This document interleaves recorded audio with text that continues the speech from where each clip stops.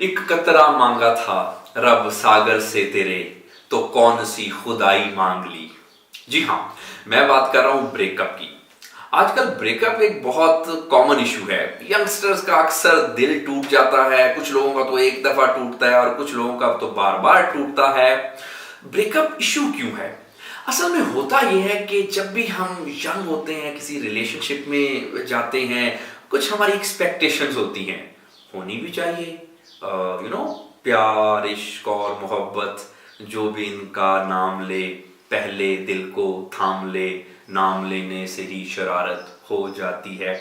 तो बहरहाल एज है, यंग एज है, तो रिलेशनशिप तो आमतौर पे फिर बन ही जाते हैं। लेकिन उसमें जब रिलेशनशिप टूटते हैं, यानी कि हमारा ब्रेकअप हो जाता है, तो हम इसको बहुत ज्यादा दिल पे ले लेते हैं। ऐसा लगता है कि हमारी कोई वर्थ ही नहीं है, ऐसा लगता है कि हमारी वजह से ब्रेकअप हुआ, हमारे अंदर ही कोई कमी थी। यूं महसूस होता है कि जैसे दुनिया खत्म हो गई, सब चीजें ठहर गई, जैसे नहीं वो स्लो मोशन में दुपट्टा उड़ने लग जाता, और सांस भी आती है तो किसी की याद के बाद खाना भी नहीं खाना, नींद का भी उड़ जाना। बहरहाल ये एक नेचुरल किस्म के रिएक्शंस होते हैं। अगर थोड़ी देर के लिए हो भी जाएं तो इसमें कोई बुरी बात नहीं। लेकिन अगर ये एक टाइम से ज्यादा हो जाए, एक खास टाइम से ये लिंगर ऑन करे और आपके माइंड में अभी तक ये चीज स्ट्रक हुई हो, तो ये कोई अच्छी चीज नहीं है। ठीक है, जैसे कोई प्यार वगैरह हो जाता है, वैसे ब्रेकअप वगैरह भी हो जाते हैं। अब सारी जिंदगी हम इस पे बैठे तो नहीं रह सकते, और बाय द वे बैठना चाहिए भी नहीं। लेकिन कुछ लोग मूव ऑन नहीं कर सकते। अच्छा, ब्रेकअप्स होते क्यों हैं? वैसे होने तो नहीं चाहिए, अच्छी बात तो नहीं है, लेकिन होते क्यों हैं? वैसे कुछ रिश्तों का नमक ही जुदाई होता है। कुछ ऐसे रिलेशनशिप होते हैं जिन्होंने टूटना ही होता है, ब्रेकअप होना ही होता है। क्योंकि जब हम किसी भी रिलेशनशिप में जाते हैं, खास तौर पे जब हम यंग होते हैं, तो हमारी प्रायोरिटीज में फर्क होता है। हम कुछ एक्सपेक्ट कर लेते हैं, कुछ ओवर एक्सपेक्ट कर लेते हैं, कुछ एग्जैजरेट कर लेते हैं, गलत चीजों पे फोकस करके हम रिलेशनशिप में चले जाते हैं, जिसकी वजह से फिर एंड पे ब्रेकअप नहीं होना तो और क्या होना है। बहरहाल ब्रेकअप हो गया, अब क्या करना चाहिए? क्या रोना धोना स्टार्ट कर देना चाहिए?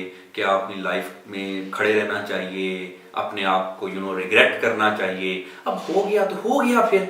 अब इसमें अच्छा, बाय द वे, ज्यादातर ब्रेकअप्स में ना आपकी गलती नहीं है। अगर आपका कोई ब्रेकअप हो गया है तो यकीन जानिए, being a psychologist, take it from me, आपकी गलती नहीं है, आप में कोई कमी नहीं है, आपने कुछ गलत नहीं किया, आपने जो कर सकते थे ठीक ठीक किया। और बाय द वे, जो आप अपनी गलतियां समझते हैं, ये ह्यूमन इम्परफेक्शंस हैं। कोई भी शख्स किसी भी इंटरेक्शन में परफेक्ट नहीं हो सकता।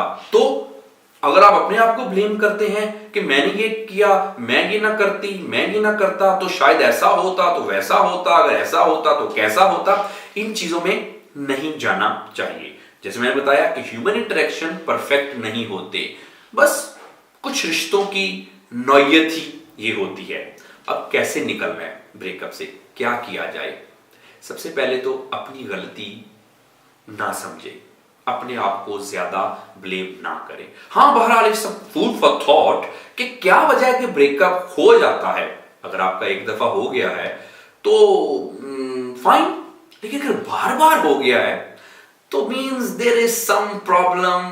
शायद हमारे अंदर कोई कमी नहीं, लेकिन कुछ अटैचमेंट पैटर्न्स, कुछ स्टाइल्स, कुछ love addiction. By the way, love addiction, इस पे फिर किसी दिन बात करेंगे कि लव एडिक्शन क्या होती है, क्यों हमें बार बार प्यार होता रहता है। देखें, कहीं आपको भी तो लव एडिक्शन नहीं है कि बार बार प्यार ही होता जाता है? वो मूवीज वगैरह में तो हमें सुना था कि शायद जिंदगी में प्यार एक ही दफा होता है, लेकिन ये क्या इशू है कि बार बार प्यार का होते जाना? वेल या, this is a kind of addiction, love addiction. Anyways, तो अगर आपको कोई बार बार प्यार हो जाता है तो आपको you should give it a serious thought कि क्या मसला क्या है। अगर बार बार प्यार होगा तो यकीनी तौर पे ब्रेकअप्स भी फिर बार बार ही होंगे। एनीवेज, अगर आप इस फेज में हैं कि आपका कोई ब्रेकअप चल रहा है, या आप समझते हैं कि you are taken advantage of, by the way, ये भी एक रिलेशनशिप की बड़ी एक नेचर है।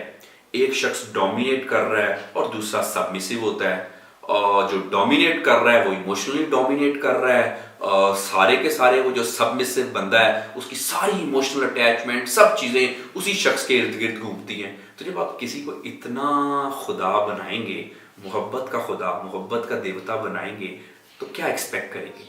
फिर कुछ ना कुछ तो ऐसा ही निकलना है ना। वो इंसान को जब आप देवता ही बना देंगे, गॉड ऑफ लव बना देंगे या गॉडेस ऑफ लव बना देंगे, तो क्या होगा? फिर यही कुछ होगा ना।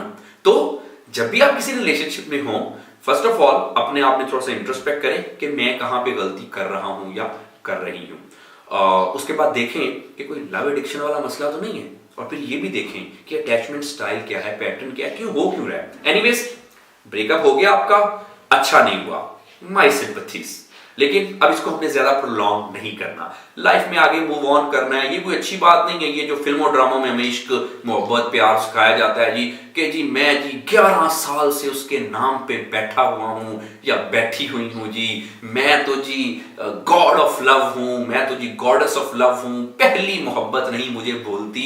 बहुत सारे ऐसे बुजुर्ग लोग भी मेरे पास अक्सर क्लिनिक पे आते हैं जिनको भी अपनी पहली मोहब्बत नहीं भूलती।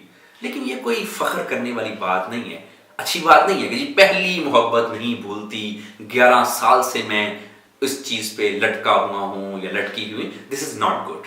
कुछ 11-12 दिन, हफ्ते तो ठीक है, लेकिन हमें इससे मूव ऑन करना है, क्योंकि ये हमारी सेल्फ एस्टीम को खराब करता है। अगर सेल्फ एस्टीम हमारी ठीक नहीं है तो कॉन्फिडेंस खराब होगा, कॉन्फिडेंस खराब होगा हमारा तो हमारी जजमेंट ठीक नहीं रहेगी, हम लाइफ में किसी भी तरह की कोई कुछ खातिर प्रोग्रेस नहीं कर सकेंगे।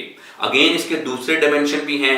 कुछ लोग, अक्सर देखा ये गया है कि वो लाइफ में, रियल लाइफ में जीरो होते हैं, लेकिन वो रिलेशनशिप में हीरो होते हैं। तो कोई काम नहीं इनको और आता, लेकिन रिलेशनशिप बनाना बड़ा अच्छी तरह से आता है। आमतौर पे मिसमैच होता है। मेरे अपने एक्सपीरियंस में आया कि कुछ दो ऐसे लोग, पार्टनर्स हैं, जिनका कोई मैच ही नहीं बनता। क्यों नहीं बनता?